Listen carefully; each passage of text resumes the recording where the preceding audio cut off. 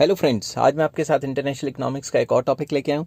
Chapter का नाम है free trade and protection. Topic का नाम है एडवांटेजेस ऑफ फ्री ट्रेड। तो इसमें हम डिस्कस करेंगे कि फ्री ट्रेड के फ़ायदे क्या क्या हैं। इस चैप्टर के सारे लिंक आपको डिस्क्रिप्शन में मिल जाएंगे। आप नंबर वाइज चेक करेंगे तो आपको अच्छे से समझ आएगा। तो फर्स्ट एडवांटेज है maximization of output. According to the principle of comparative cost advantage, every country would specialize in the production of that commodity for which it is best suited, or in the production of which it has comparatively greater advantage. तो इन 4-5 लाइनों में ये बताया गया है कि comparative cost theory कहती है कि हर एक कंट्री को वही माल बनाना चाहिए, वही बना के एक्सपोर्ट करना चाहिए जिसमें उसको कंपैरेटिव एडवांटेज है, जिसमें कंपैरेटिव कॉस्ट उसको कम पड़ती है।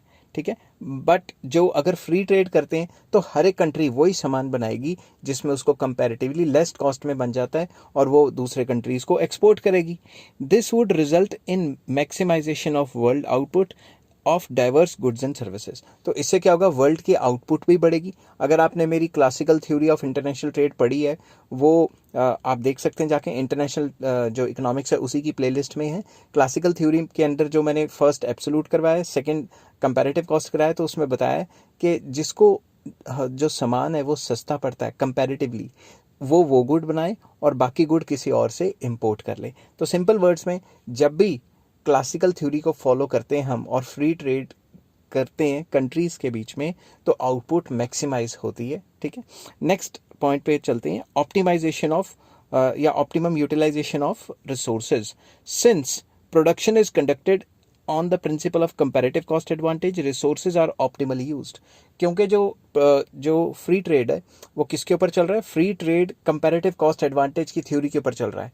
कंपैरेटिव कॉस्ट एडवांटेज की थ्योरी क्या कहती है, कंपैरेटिव कॉस्ट एडवांटेज की थ्योरी कहती है कि जो हमें कंपैरेटिवली सस्ता पड़ता है हम वो बनाएं और बाकी वही चीज़ बाहर एक्सपोर्ट कर दें, और जो हमें कंपैरेटिवली महंगा पड़ता है वो बाहर से इंपोर्ट करा लें।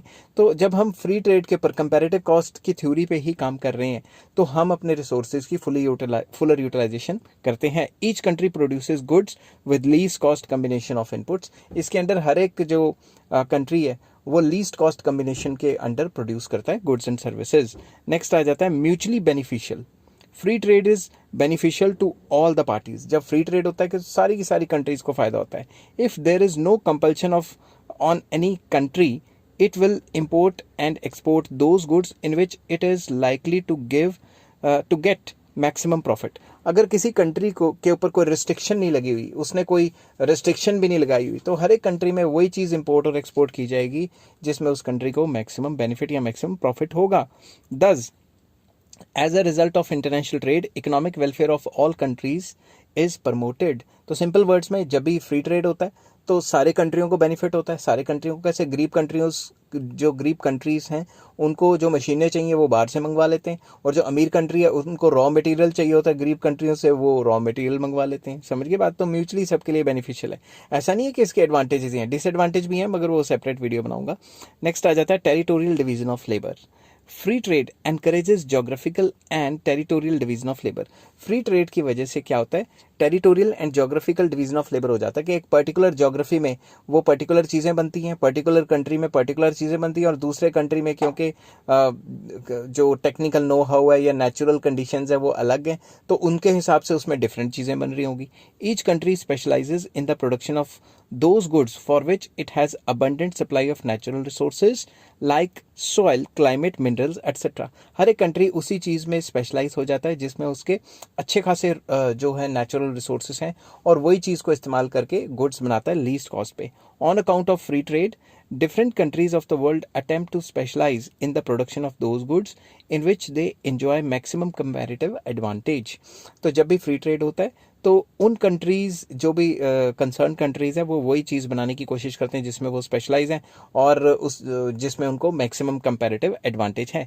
In this way welfare of the world is promoted. इससे क्या होता है, जो वर्ल्ड का जो वेलफेयर है वो ज़्यादा होगा, क्योंकि ज़्यादा माल बनेगा, ज़्यादा फ्री ट्रेड होगा, ज़्यादा गुड्स एंड सर्विसेज खरीदे जाएंगे, बेचे जाएंगे। ठीक है, तो वैसे हर एक पॉइंट में एक ही चीज़ आके घुमा के कह रहा है कि भाई कंपैरेटिव एडवांटेज होती है तो फ़ायदा रहता है। नेक्स्ट आ जाता है efficient entrepreneurs. Free trade motivates different countries to compete with one another in producing the goods at as low a cost as possible। जब भी फ्री ट्रेड होगा तो क्या होगा, जो कंट्रीज़ हैं वो दूसरी कंट्री से compete करेंगी और अपना माल सस्ते से सस्ता बनाने की कोशिश करेंगी, अपनी कॉस्टिंग डाउन करने की कोशिश करेंगी. In such a situation only efficient firms and entrepreneurs remain in the market. तो ऐसी सिचुएशन में सिर्फ जो एंटरप्रेन्योर्स हैं, जो एफिशिएंट हैं, वही मार्केट में सर्वाइव कर पाएंगे, बाकी खत्म हो जाएंगे. Less efficient entrepreneurs are competed out of the market, क्योंकि उनकी कॉस्टिंग ज़्यादा हो जाएगी, वो उस रेट पे मार्केट में बेचेंगे तो उनको लॉस होगा, तो उनकी कंपनियां बंद हो जाएंगी. International cooperation, next point. Free trade leads to interdependence on the part of different countries for the exchange of specific type of goods. Free trade से क्या होता है, इंटरडिपेंडेंस बढ़ती है, क्योंकि सारे कंट्रीज सारे गुड्स तो बनाते नहीं. एक कंट्री कुछ और गुड बना रहा है, दूसरा कुछ और बना रहा है, तो आपस में इंटरडिपेंडेंस बढ़ जाती है स्पेसिफिक गुड्स को लेके. It enables the people from different countries to come in close contact with one another. इससे फ्री ट्रेड से क्या होता है, एक जगह से माल दूसरी जगह जाके बिकता है, तो लोग भी आपस में मिलते हैं, आपस में कॉन्टैक्ट में आते हैं, क्लोज कॉन्टैक्ट्स बनते हैं. It promotes international cooperation. इससे इंटरनेशनल कॉपरेशन बढ़ती है, लड़ाइयाँ होने की जो वो है क्या कहते हैं चांसेस कम हो जाते हैं. The entire world is transformed into a single economic unit. जब फ्री ट्रेड होता है तो पूरा का पूरा जो एंटायर वर्ल्ड है वही एक सिंगल यूनिट में तब्दील हो जाता है, ठीक है, कन्वर्ट हो जाता है. और interest of all the countries become mutually interdependent. हर एक जो कंट्री है उसका इंटरेस्ट में यही रहता है कि पीस रहे और लड़ाई झगड़ा ना हो, तो कॉपरेशन काफ़ी ज़्यादा बढ़ जाती है. इस पॉइंट में ये चीज़ बताई गई है. 7th पॉइंट आ जाता है पॉसिबिलिटी ऑफ इन्वेंशंस. इन्वेंशंस की पॉसिबिलिटी होती है. कैसे? Another significant result of free trade is that every country makes a bid to produce best quality goods. Free trade में हर एक कंट्री चाहता है कि मैं बेस्ट क्वालिटी का सामान बनाऊं. Competition on international level can compel them to produce goods at the minimum possible cost of production. और कंपटीशन इतना ज़्यादा फैल जाता है इंटरनेशनल लेवल पे कि वो चाहते हैं कि हम सस्ते से सस्ता बनाएं, कम से कम कॉस्ट में बनाएं. New techniques of production are explored by different countries to produce more and more qualities of goods at minimum cost in minimum time and with minimum wastage of raw material. तो जैसे जैसे नई techniques आती है तो वही same माल कम से कम cost, कम से कम टाइम में और अच्छे से अच्छी क्वालिटी का और कम से कम रॉ मटेरियल को यूज़ करके वो सेम क्वांटिटी बना देते हैं. दस the possibility of new inventions among the Nations is increase. तो जैसे फ्री ट्रेड होता है वो आपस में कम्पीट करने की कोशिश करती हैं, सस्ता बनाने की कोशिश करती हैं, जिस वजह से नई नई टेक्नोलॉजी सामने आती हैं. नेक्स्ट आ जाता है चेक ऑन मोनोपोलिस्टिक टेंडेंसीज. जब भी फ्री ट्रेड होता है कोई मोनोपोली नहीं बना पाएगा, क्योंकि मोनोपोली बनाने की कोशिश करेगा तो बाहर से कंपनियां आ जाएंगी और कंपटीशन कर देंगी और मोनोपोली खत्म, ठीक है. In case of free trade the possibility of foreign competition increases. जब भी फ्री ट्रेड होता है तो बाहर से कंपनियां आके हमारी कंट्री में आके सामान बेचती हैं, तो कंपटीशन बढ़ जाता है. It debtors the domestic producers from establishing monopolies. तो जब बाहर से कंपनियां आके हमारी कंट्री में सामान बेचेंगी, इससे मोनोपोलीज तो बनी नहीं ना पाएंगी हमारी कंट्री में. If they try to monopolize the production of a commodity and thereby increase its price, then consumers will start importing that commodity from abroad. अगर कोई भी लोकल प्रोड्यूसर अपनी मोनोपोली बनाने की कोशिश करेगा तो जो लोकल बंदे हैं, जो सिटीजन्स हैं, जो कंट्री में लोग रहते हैं, वो क्या करेंगे, वो बाहर से इंपोर्ट कराना शुरू कर देंगे. क्योंकि फ्री ट्रेड है तो कोई टेंशन लेने वाली तो बात है नहीं, कोई रिस्ट्रिक्शन तो है नहीं, तो बाहर से इंपोर्ट कराएंगे, वो सस्ती होगी. As a result of it monopolist can not charge high price. इस वजह से जो मोनोपोलिस्ट है वो हाई प्राइस चार्ज नहीं कर पाएंगे. There will therefore be no temptation to form monopoly. इसलिए मोनोपोली बनाने का कोई टेम्पटेशन नहीं रहेगा, लोगों को कोई इच्छा नहीं रहेगी. समझ की बात. Thus free trade serves as a deterrent to monopolistic tendencies. तो जो फ्री ट्रेड है वो डेटरेंट के तौर पे सामने आता है, उसको रोकता है, उसको ख़त्म करने की कोशिश करता है और ख़त्म कर भी देता है मोनोपोली को, ठीक है. नेक्स्ट आ जाता है एडवांटेज टू कंज्यूमर्स. कंज्यूमर्स को बहुत फ़ायदा रहता है फ्री ट्रेड का. It is the consumer who stands to gain to the gain maximum on account of free trade. Consumer को सबसे ज़्यादा फायदा होता है. Global competition stimulates production at the lowest possible cost. तो ग्लोबल कॉम्पिटिशन, हर एक कंट्री दूसरे कंट्री से कम्पीट कर रहा है, इस वजह से कम कॉस्ट में वो सामान बनाने की कोशिश कर रहा है हर एक country. There is no restriction whatsoever on the import of goods. ऊपर से बाहर से सामान मंगाने में कोई रिस्ट्रिक्शन भी नहीं है. It enables the consumers to get product of their choice at low cost. इसकी वजह से क्या होगा, जो कंज्यूमर्स हैं बाहर से सस्ते में माल मंगवा सकते हैं. जैसे चाइना से लोग मंगवाते हैं सस्ता सस्ता सामान एकदम.